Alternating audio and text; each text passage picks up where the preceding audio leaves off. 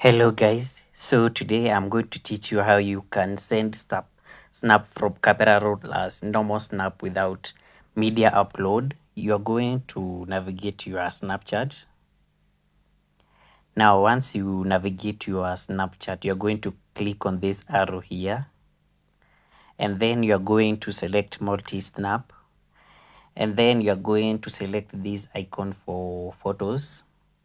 Yeah, you'll need to provide the picture of which you want to send. I'm going to choose this picture.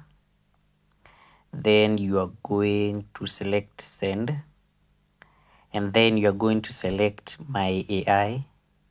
Once you've selected my AI, you are going to send. Now I'll need you to go back to the original Snapchat page. In the bottom, you will find this icon here, the icons here. You need to press on the message icon, and then you are going to select on my AI here. Now you can see the picture that you have sent, and that's it. That's how it's done. So if you found this content useful, consider subscribing.